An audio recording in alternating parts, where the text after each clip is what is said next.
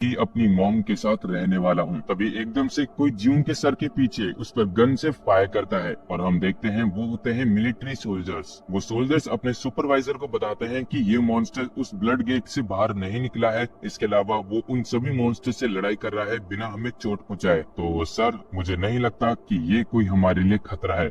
उसका सुपरवाइजर उसको चुप कराकर कहता है, कोई भी मॉन्स्टर साफ दिल का नहीं होता, इसको भी मार डालो। भले ही ये कुछ भी करे, लेकिन आखिर में ये हमें मारने ही वाला है, और वैसे भी ये एक मॉन्स्टर जैसा दिखता है, तो इसको भी मार डालो। तभी वहाँ पर एक टैंक आकर जियूंग के ऊपर शूट कर देता है, जिस हमले को लगने के बाद जियूंग वहाँ पर उछल के गिरता है, किसके पास? ब्लड गेट के डंजन के पास। और सबसे बड़ा खतरा अब शुरू होता है। जो ब्लड गेट के डंजन से रेड कलर की माना निकल रही थी, वो जियूंग की बॉडी के अंदर घुसकर उस पर कंट्रोल करने लगती है। फिर हमें पास्ट में ये भी दिखाया जाता है, जहाँ पर जायोन जियूंग से कहती है कि तुम्हें लड़ाई के वक्त ब्लड गेट के डंजन से दूर रहना है, क्योंकि उसके अंदर से निकली हुई माना तुम्हारी बीस्टिफिकेशन फॉर्म को बाहर निकालती है। मतलब कि जियूंग के अंदर के मॉन्स्टर को वो माना बाहर निकालती है। और अब प्रेजेंट में हम देखते हैं जियूंग वहाँ पर मौजूद सभी सोल्जर्स को चुटकियों में मार देता है। फिर उसकी नजर एक सोल्जर पर जाती है, जिसको देखने के बाद जियूंग फिर से अपनी पास्ट मेमोरीज याद करने लगता है, जहाँ पर टाइसो और उसके फ्रेंड्स जियूंग को हमेशा की तरह स्कूल में बुली कर रहे होते हैं। फिर जियूंग की ही क्लास का एक लड़का उसको स्कूल के बाहर ले जाते हुए उससे पूछता है,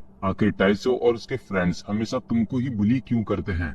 जियूंग बताता है कि इसका रीजन साफ है कि मैं सबसे ज्यादा कमजोर हूँ, और हाँ, तुम स्कूल के अंदर मेरे आसपास मत दिखा करो, वरना सब लोग सोचेंगे कि हम दोनों फ्रेंड्स हैं, और ऐसा ना हो कि टाइसो मेरे साथ तुम्हें भी बुली करना शुरू कर दे। ये सुनकर जियूंग का फ्रेंड्स उसकी कॉलर पकड़ लेता है और कहता है, आखिर तूने ये बात बोलने की हिम्मत कैसे की? जियूंग के उस पिटे हुए फेस को देखने के बाद उसका फ्रेंड उसकी कॉलर छोड़ देता है और उसकी जिंदगी से हमेशा के लिए गायब हो जाता है। पर ऐसा तो सिर्फ जियूंग को लग रहा था। असल में जियूंग का फ्रेंड अपनी एबिलिटी का इस्तेमाल करते हुए टाइसो और उसके फ्रेंड के सभी कारनामों को रिकॉर्ड करता है, जो भी वो जियूंग के साथ करते हैं। और हाँ, यही थी जियूंग के फ्रेंड की एबिलिटी। जो भी वो अपनी राइट आई से देखेगा, वो सब कुछ वो रिकॉर्ड कर सकता है, और वो सभी रिकॉर्ड हुई फुटेजेस को वो भेजता है एजुकेशन डिपार्टमेंट, पुलिस ऑफिस और न्यूज एजेंसीज को। पर आखिर में जियूंग के फ्रेंड के साथ जो होता है, उसकी उम्मीद किसी ने भी नहीं की थी। अगले दिन जियूंग के फ्रेंड की राइट आई को उखाड़ लिया जाता है, क्योंकि अगली बार जियूंग का फ्रेंड ये हरकत करने की ना सोचे। जियूंग का फ्रेंड उससे कहता है, अब मुझे नहीं लगता कि मैं इस हालत में फिर से स्कूल जा पाऊंगा। फिर जियूंग गुस्से में बोलता है कि मैं टाइसो और उसके दोस्तों को। पर तभी जियूंग का फ्रेंड उसको रोकते हुए कहता है कि टाइसो और उसके फ्रेंड से कभी भी पंगा मत लेना। तुम नहीं जानते जियूंग, ये आखिर दुनिया कितने बड़े छलावे से भरी पड़ी है।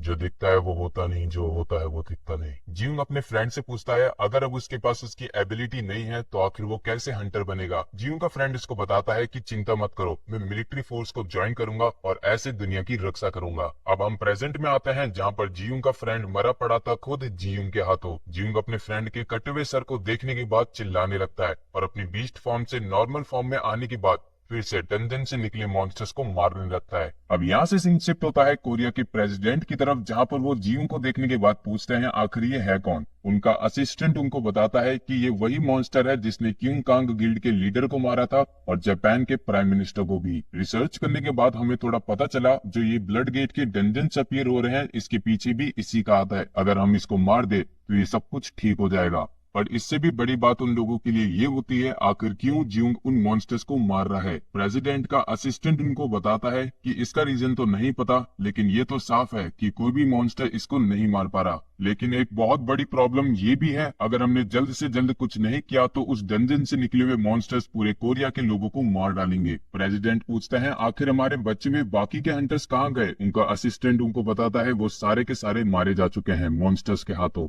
अब प्राइम मिनिस्टर के पास और कोई ऑप्शन नहीं बचा सिवाय नेशनल हंटर से मदद लेने के अलावा। अब यहाँ से सीन शिफ्ट होता है और हम चाइना के ट्रिपल एस रैंक के हंटर को देखते हैं, जिसको ये बात पता चलती है, जिस मॉन्स्टर ने जापान के ट्रिपल एस रैंक के हंटर को मारा वो इस समय साउथ कोरिया में है, और उसी की वजह से ब्लड गेट के डंजन्स अपीयर हो रहे हैं। तो होना था क्या, चाइना का ट्रिपल एस रैंक का हंटर तैयार हो जाता है अपने वेपन के साथ साउथ कोरिया जाने के लिए, और इसका नाम है लून जैगवांग। मैंने अभी नोटिस किया, मैं चाइनीज नेम को कोरियन नेम से ज्यादा अच्छे तरीके से प्रोनाउंस कर लेता हूँ। अब यहाँ से हम दूसरे हंटर को देखते हैं, जिसको जियूंग के बारे में पता चल जाता है, और ये होती है रसिया की ट्रिपल एस रैंक की हंटर व्लादिमीर रुसाना। अब यहाँ से हम आखिरी बचे ट्रिपल एस रैंक के हंटर को देखते हैं, जो कि अपने साथियों को मना करता है रसिया पर हमला करने से। मतलब कि यहाँ पर दुनिया खत्म हो रही है और ये अपनी ही जंग लड़ रहे हैं। बहुत बढ़िया। हाँ, तो फिर ये ट्रिपल एस रैंक का हंटर है अमेरिका का और इसका नाम है स्टीवन लुकास। इसके अलावा इसको भी पता चल जाता है जीयून के बारे में और ये उड़ान भरते हुए जाने लगता है साउथ कोरिया। अब नेक्स्ट सीन में हमें जीयून को दिखाया जाता है, जो कि उन ब्लड गेट के मॉन्स्टर से लड़ाई करते हुए सोचता है कि मैं 5 साल पहले भी इन मॉन्स्टर्स के साथ फाइट कर चुका हूँ। रुको रुको रुको, क्या मतलब 5 साल पहले? जीयून तो उस डायमंड के कॉफिन के अंदर था, यानी कि राइटर का अभी हमें जीयून के पास्ट को दिखाना बाकी है। तो आप लोग इतने कंफ्यूज्ड मत होना, अभी राइटर का जीयून के फ्लैशबैक को दिखाना भी बाकी है, जिसमें हमें पता चलेगा जीयून की अल्टीमेट रीजनरेशन के बारे में और आखिर क्या वो कर रहा था ब्लड गेट के डंजन में और कैसे वो पावर्स जीयून को मिली। बैक टू दी स्टोरी, हम वापस जीयून को देखते हैं, जो कि अपने मन के अंदर कहता है मैं उस एक्सट्रीम एनवायरनमेंट में बिना कुछ खाए, बिना कुछ पिए और बिना सोए खुद को सरवाइव करने के लिए सिर्फ लड़ता रहा। इसके अलावा जब भी मुझे चोट लगती और मेरी रीजनरेट एबिलिटी मुझको हील करती तो मुझको काफी दर्द होता, इतना कि मैं बस मरना चाहता था। और एक बार तो उन ब्लड गेट के मॉन्स्टर्स ने बस मुझे मार ही दिया था, पर तभी मेरे सामने 2 चेहरे आए। पहला मेरी मॉम का, जो कि इस समय कोमा में थी, और दूसरा उस बस्टर्ड का, जो कि इसके पीछे रिस्पॉन्सिबल था। और मेरे इसी गुस्से ने मुझे मॉन्स्टरिफिकेशन दी, जिससे मुझे कोई भी नहीं मार सकता, चाहे वो मिलिट्री हो या फिर मॉन्स्टर्स का पूरा झुंड। इसके अलावा मुझे उससे रिवेंज भी लेना था, जिसने मुझे एक मॉन्स्टर बनने में मजबूर किया। इसके अलावा जो माना उस ब्लड गेट के डंजन से बाहर आ रही है, वो टाइम टू टाइम स्ट्रॉन्ग होती जा रही है। और जब भी मैं उस ब्लड गेट के डंजन आसपास होता हूँ तो वो मेरे बीस्टिफिकेशन मोड को ऑन करने लगती है। मुझे जितना हो सके इन ब्लड गेट के डंजन से दूर रहना होगा, वरना मैं लोगों को मारूंगा और साथ में इनोसेंट पीपल्स को भी। रुको, क्या मैं कोई मॉन्स्टर बनता जा रहा हूँ? पर तभी जीवन को पता भी नहीं लगता और कोई वहां पर एकदम से आके जीवन के चेहरे पे वार करके उसके सर को अलग कर देता है। और जीवन अपने सामने देखता है अमेरिका के ट्रिपल एस रैंक के हंटर को, जिसका नाम है स्टीवन। अब यहाँ से हमें स्टीवन के पास्ट को दिखाया जाता है, तब जब गेट्स अपीयर होना शुरू भी नहीं हुए थे। स्टीवन अमेरिका के सबसे बड़े चर्च में क्रिसमस की खुशी में हजारों लोगों के सामने भाषण देने वाला था। इससे पहले कि वो अपने भाषण को शुरू करता, तभी एकदम से चर्च के अंदर कई सारे गेट्स खुलना शुरू हो जाते हैं। और वो गेट्स कोई ऐसे वैसे गेट्स नहीं थे, वो थे डंजन गेट। उन गेट्स में से निकलना शुरू हो जाते हैं मॉन्स्टर्स और वो लोगों पर हमला करना शुरू कर देता है। स्टीवन भी माइक में से लोगों की मदद करते हुए कहता है कि वे लोग इस जगह से भागते हुए दरवाजे का इस्तेमाल करके यहाँ से निकले। तभी एकदम से कई सारे मॉन्स्टर स्टीवन के ऊपर हमला करने वाले थे, पर उससे पहले एक चमकती हुई रोशनी आती है और उन मॉन्स्टर्स को मार देती है। फिर हमें पता चलता है स्टीवन हो जाता है अवेकेंड और वो अपनी पावर का इस्तेमाल करते हुए वहां के सभी मॉन्स्टर्स को मार देता है। वो कहता है कि वो अपनी विश्वास की शक्ति से अवेकेंड हुआ है और फादर ने उसको चुना है इंसानियत को बचाने के लिए। वहां पर मौजूद 100,000 लोगों को स्टीवन पर पूरा विश्वास था और हैरानी की बात यह है कि उन 100,000 लोगों में से सिर्फ 138 लोग ही थोड़े से घायल हुए हैं। और सबसे ज्यादा हैरानी कर देने वाली बात यह है कि उस चर्च के अंदर इतने सारे लोग होने के बावजूद वहां पर किसी एक की भी जान नहीं गई। और इसके अलावा वो स्टीवन ही था जो कि इस वर्ल्ड का सबसे पहला ट्रिपल एस रैंक का हंटर बना। हमारा छोटा सा जीयूंग स्टीवन की इस खबर को टीवी पे देखने के बाद उसको एडमायर करता है और वो उस पर पूरा विश्वास करता है। अब प्रेजेंट में वही स्टीवन जिसको जीयूंग एडमायर करता था, वही स्टीवन जीयूंग को यहाँ पर मारने के लिए आया है। जीयूंग अपनी रीजनरेट एबिलिटी से खुद को रीजनरेट करता है और एकदम से स्टीवन जीयूंग के सर पर हाथ रखकर उसके सर को पूरा पिचका देता है। फिर स्टीवन की भी नजर जाती है जीयूंग की रीजनरेट एबिलिटी पे और वो भी समझ जाता है कि जीयूंग को हराना इतना भी आसान नहीं। दूसरी तरफ जीयूंग भी सोचता है क्या स्टीवन अपनी कंट्री को छोड़कर साउथ कोरिया आया है, वो भी मुझे मारने के लिए। फिर हम देखते हैं स्टीवन अपने हाथ को क्लैप्स करते हुए जीयूंग के ऊपर गोजो के होलो पर्पल को भेजता है, पर इससे पहले वो होलो पर्पल जीयूंग को लगता, जीयूंग वहां से हटकर बच जाता है। जीयूंग सोचता है स्टीवन मुझ पर फिर से हमला करने वाला है, जल्दी ही मुझे कोई रास्ता चुनना होगा उससे बात करने के लिए, क्योंकि स्टीवन को हिंदी नहीं आती। फिर हम देखते हैं स्टीवन इससे पहले जीयूंग के ऊपर हमला करता। जीयूंग कहता है I am not a monster. Jiyoung के मुंह से ये बात सुनने के बाद स्टीवन अपने अटैक को डिसमिस कर देता है और उससे कहता है क्या तुम एक इंसान हो? ये सुनने के बाद जीयूंग हैरान हो जाता है, क्या इसको हिंदी आती है? फिर वह स्टीवन को वो सारी बातें बता देता है जो अब तक उसके साथ हुआ। जीयूंग की बात सुनने के बाद स्टीवन थोड़ा इमोशनल हो जाता है और उससे कहता है कि मैं तुम्हें मॉन्स्टर नहीं मानता और मैं महसूस कर सकता हूँ कि तुमने क्या कुछ सहा होगा। फिर वह जीयूंग से पूछता है कि अब तक तुमने नहीं बताया आखिर तुम्हारा नाम क्या है। जीयूंग उसको अपना नाम बताता है जो कि है कांग जीयूंग। फिर वह जीयूंग से कहता है क्या तुम जानते हो मैं अभी लड़ाई कर रहा था अच्छे लोगों को बचाने के लिए, और मैंने कई सारे लोगों को मारा सिर्फ कमजोरों को बचाने के लिए। और जीऊ, तुम देख सकते हो मेरे शरीर में उन सभी लोगों के नाम है जिनको मैंने मारा, और मैं इन लोगों को कभी नहीं भूलूंगा। जीऊ, यकीन करो, मैं तुम्हारी मदद करना चाहता हूँ और इस धरती के सभी मॉन्स्टर्स को मारना चाहता हूँ। पर इस समय ये पूरी धरती ब्लड गेट के डंजन से लड़ाई कर रही है और कई सारे मासूम लोग मारे जा रहे हैं मॉन्स्टर्स के हाथों। तो जीऊ, मैं तुम्हारे स्ट्रगल की दिल से रिस्पेक्ट करता हूँ और साथ ही मैं तुम्हारी भी। फिर हम देखते हैं स्टीवन अपनी बॉडी में जीऊ के नाम को लिख देता है और कहता है, मुझे इस धरती को बचाने के लिए तुम्हें मारना होगा, क्योंकि ब्लड गेट से निकलने वाले मॉन्स्टर सिर्फ तुम्हारी तलाश कर रहे हैं। फिर स्टीवन अपनी एक तगड़ी सी फॉर्म में आने के बाद जीऊ के सर पर हाथ मारकर अपने पूरे होलो पर्पल को जीऊ की बॉडी के अंदर डाल देता है, जिससे जीऊ बस मरने ही वाला था और स्टीवन को ये करना पड़ा इंसानियत की जान बचाने के लिए।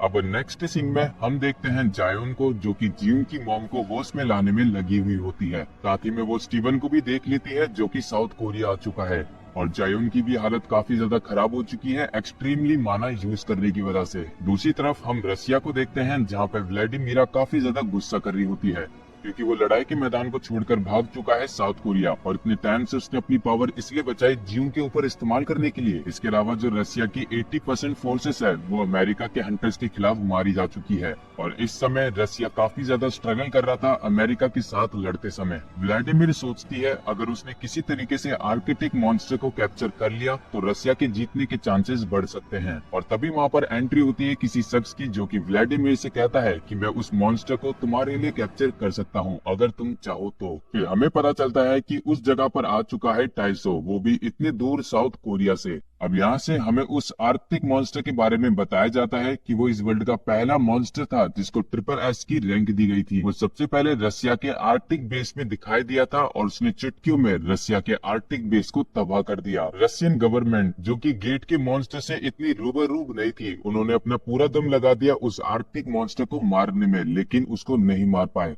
ना चाहते हुए भी उनको उस मॉन्स्टर के ऊपर न्यूक्लियर बॉम्ब का इस्तेमाल करना पड़ा, पर अफसोस वो मॉन्स्टर नहीं मरा। उस आर्कटिक मॉन्स्टर को मारने की कोशिश में रसिया को एक बाहरी कीमत चुकानी पड़ी और वो ये था, रसिया का नॉर्थ एरिया पूरी तरीके से रेडियो एक्टिव फैल चुका था। वो जगह इंसानों के लिए रहने के लिए तो छोड़ो, खड़े रहने लायक नहीं बची और उस जगह पर रहते हैं तो सिर्फ मॉन्स्टर्स। रशियन गवर्नमेंट को अपनी इतनी बड़ी जमीन खो देने के बाद ना चाहते हुए भी अमेरिका से फंड्स के लिए लड़ाई करनी पड़ी। अब हम वापस प्रेजेंट में आते हैं, जहाँ पे व्लादिमीरा टाइसो को देखते हुए पूछती है, आखिर कोरिया का एस रैंक का हंटर यहाँ पर क्या कर रहा है, और ऊपर से आखिर तुम्हारी इतनी हिम्मत कैसे हुई मेरी जमीन पर कदम रखने की, और अभी तुमने ये क्या कहा था, तुम एक एस रैंक के हंटर उस आर्कटिक मॉन्स्टर को हराओगे, क्या तुम मेरे हाथ से मरना चाहते हो। ये कहते ही व्लादिमीरा टाइसो और उसके साथ में आई हंटर के ऊपर काफी ज्यादा प्रेशर देती है, जिससे वो दोनों उसके सामने खड़े नहीं हो पाते। टाइसो खुद को जैसे तैसे संभाल कर व्लादिमीरा से कहता है कि मैंने सुना है कि तुम यहाँ पर इसलिए आई हो ताकि तुम उस आर्कटिक मॉन्स्टर को हासिल कर सको। इसके अलावा तुम उस मॉन्स्टर का इस्तेमाल उन अमेरिकन के ऊपर करोगी ताकि तुम उनसे जंग जीत सको, है ना।